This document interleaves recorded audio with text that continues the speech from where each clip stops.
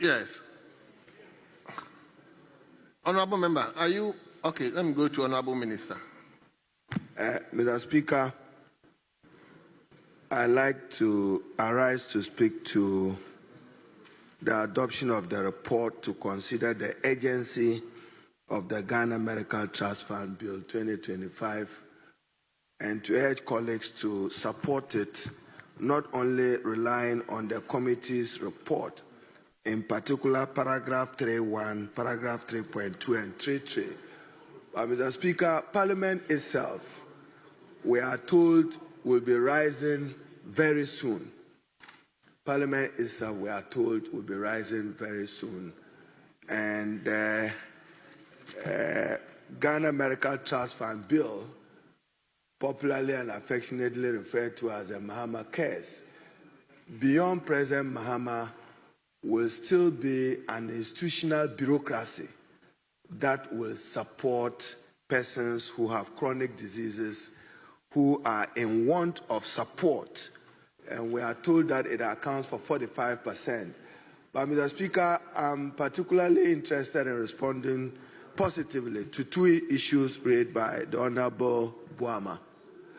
Now, one, and Mr. Speaker, for those of us who are learners, why are we asking that this bill be taken through a certificate of urgency? And to borrow from you, Article 106 provides that every bill introduced into this House must be gazetted at least 14 days. Mr. Speaker, the essence of the 14 days gazetting, and that's where I agree with him, is to allow for other persons, including experts, stakeholders, those likely to be affected by the bill, to input into improving the bill. So that when Parliament is exercising its legislative authority, we are also guided by the public interest. But, Mr. Speaker, the same 106.13 provides for what the committee has done.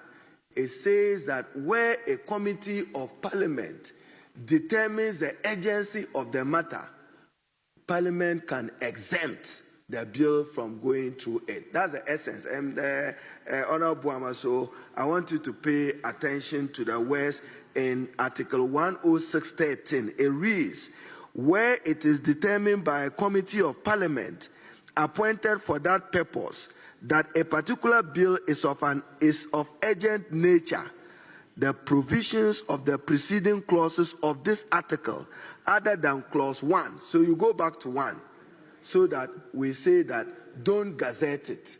It shouldn't go through the necessary mandatory 14 days notice.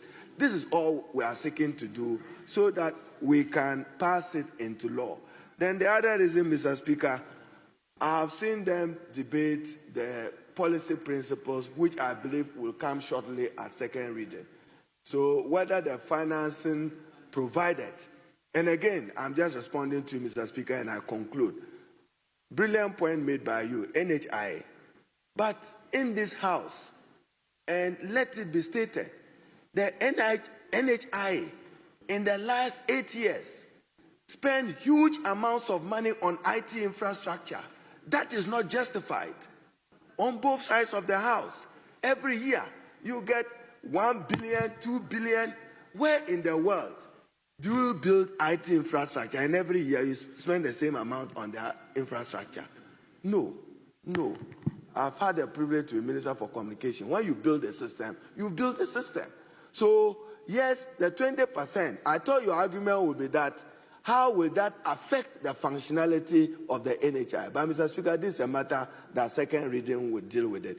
But I think that for those of us who are learning, we are only asking for exemption of this bill from being gazetted for 14 days pursuant to Article 106.13 of the Constitution. I so submit. Thank you, Mr. Speaker.